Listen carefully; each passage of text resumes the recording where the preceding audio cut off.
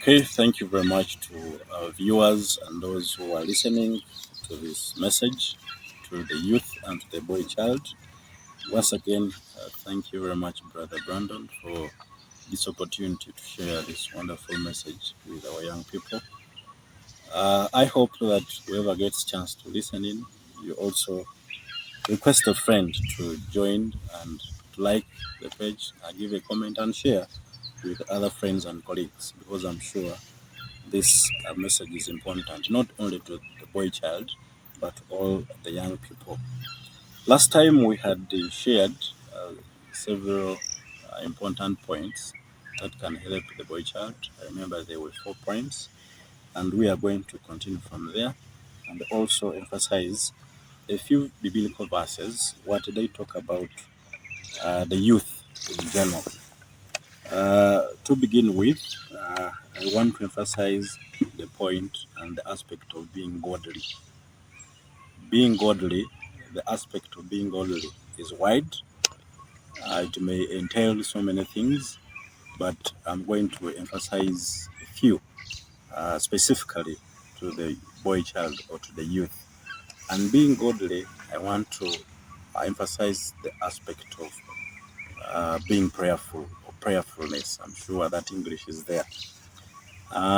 As youth and as a boy child, I'm sure there could be several challenges, be it in schools, be it in church, in society, in our homes.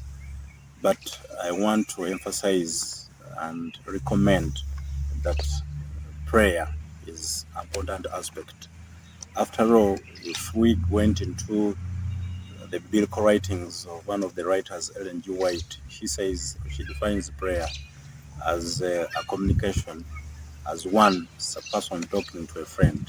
One talks to God as though you are talking to a friend. And therefore, I want to recommend the aspect of prayer. Being prayerful and prayer can open so many gates, can bring solutions to so many challenges. And therefore, the aspect of prayer is very important. With godliness, when you're godly, the aspect of being godly and spiritual, I'm not saying that we are going to move up with signposts. I'm this, I am that. But when you're actually into something, people will know and say that young man is different and is separate from the other people. When we are in society, we should understand what we are. For example, if you come from a religious or a Christian family, this message may not be for Christians only, but for all young people. But if you are religious and you come from a religious family, try to live, what you believe in. At the end of the day, what you believe in and how you behave and what you do in society will tell a lot what kind of person you are, and that kind of character and that kind of behavior will save you a lot. When people know who you are, if even when they want to bring or funny suggestions or plans or activities to you, somebody will know that what are you planning to do with that one? Don't even waste your time. That one is ABCD. It's because people already know who you are. Other than living double standards and not showing clearly who you are in society, especially as a young person or as a young man to your peers in society. So I'm emphasizing the aspect of being clear of who you are. By the way, I may not mind whether you are a Muslim or a Christian, because at the end of the day, I know all these have clear standards of who a young man should live in society. If you're a Christian or if you're a Seventh-day Adventist, the principles are very clear on how you should live, on how you should do certain things in society. Therefore, my prayer and my recommendation is that try your best to be that. Because if you do that at the end of the day, that kind of practice will save you a lot of things in society and in life. Because some things will not come to you because people will already know that you are that kind of person. Now, being godly or godliness, I've only picked out the aspect of prayer and also living the principles of a certain religion or your religion according to the way you know it. I'm going to join that aspect and that point with the emphasis on some very important virtues in life. These things that I'm going to talk about in relation to being godly, if practiced, if we started living them at an early age, they become part of us and they help us so much to live a better life in society. Uh, I want to begin, or I want to emphasize the aspect of integrity. You know, some of these things we think that they are for adults. We think that I'll pick on them when I grow. I'll pick on them when I marry. I'll pick on them when I start working. But my dear friends, my dear boy child, and all those who are listening to me, these virtues are very important and it's good to begin on them at an early age or at the time you get to hear and know that they are very important.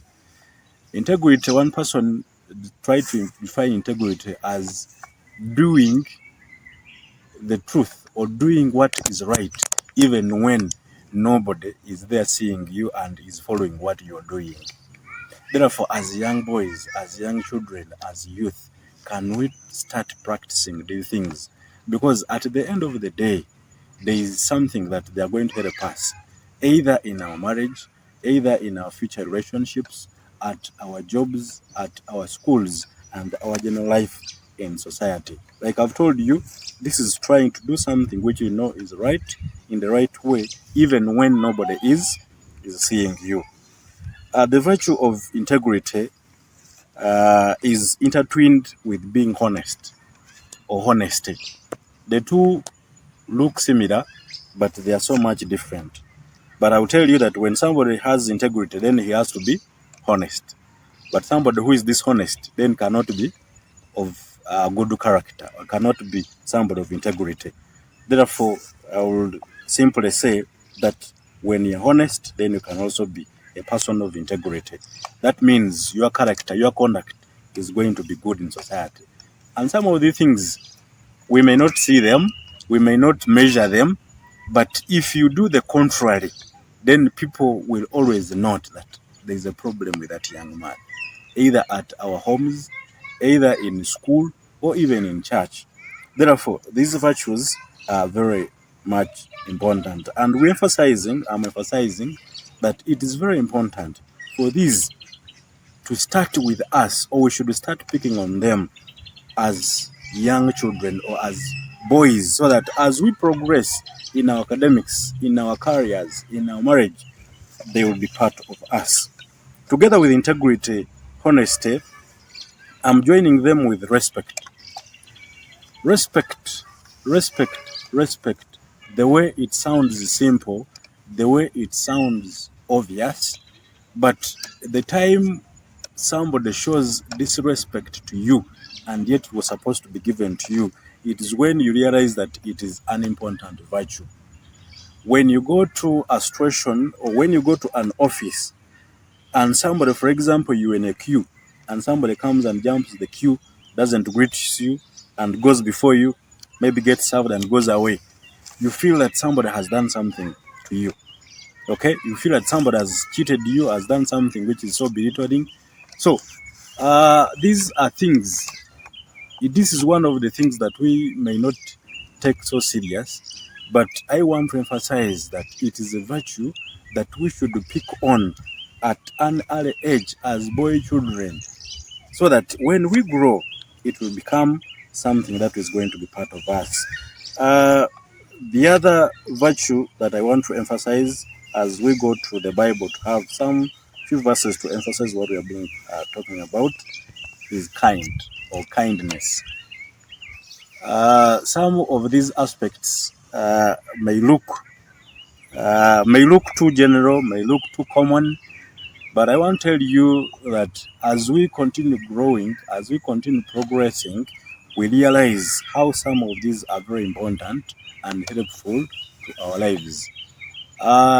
Throughout my experience, I have found out that these are very important not only to a family, not only to office, but also to our general stay in society with other people. Because we are not Thailands, we have to work with other people, we have to relate with other people. Therefore, being kind or showing kindness to the people that we relate with is very important. Uh, as we go to the Bible to read some of the verses that I want us to emphasize in our talk today, is there is this aspect of uh, knowing that things or everything that we need doesn't come easily. And therefore, that is the aspect of patience. You see, the young people of these days have a challenge. I don't know whether it is the science that has brought that challenge. I don't know whether it is the celebs who have driven us into that direction. I don't know whether it is just general advancement, but I want to emphasize, like we talked about hard work last time, young people, I want us to realize that good things take time to come.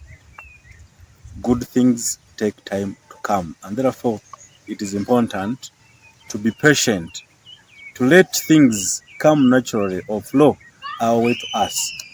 That's why when we are born, a child has to first crawl, then learn how to stand, then walk, and then can run. When you go to school, you'll begin with primary 1, go to P7, then senior 1, and finish senior 6 and go to university. Therefore, good things have to be worked for, good things have to come, they take time, but when you become patient and you go through all the stages, they will have to come. Therefore, I want to emphasize the aspect, the virtue of patience. When we go through the stages, when we go through all the stages of life, then at the end of the day, the right things, the good things will have come or will have to come to you. When we go to the Bible, there are some verses that emphasize the good conduct or some of the virtues that we have already emphasized. As Christians, we know that God, of course, God created us as human beings, but specifically as young children. If we went to Ephesians chapter 1, verses 5, it says, God destined us to be his adopted children through Jesus Christ because of his love, and this was according to his own good will and plan. That is according to NIV. Therefore, as Christians, as God's children, it is very important to remember that he adopted us as his children. Therefore, we have to bear what exactly Jesus Christ wants us to be. The same is emphasized in 1 Timothy chapter 4, verses 12, which says in NIV, don't let anyone look down on you because you are young, but set an example for the believers in speech, in conduct, in love, in faith, and in purity. Therefore, as young people, it is very important to know, to take our stand as young people, but also to ensure that we set examples in what we talk, in our conduct, in showing love, in faith, and in purity in everything that we do in society. Therefore, I want to conclude by saying that no matter where you're going to be, no matter your age, no matter the situation, no matter the school, but so long as the standards remain the same, God is always going to be with you. Remember the principles that we have shared today. We have talked about godliness. We have talked about the virtues of integrity, honesty, respect, and kind. And we have also emphasized that good things will take time to come. And therefore, it is important to exercise patience. May God bless you.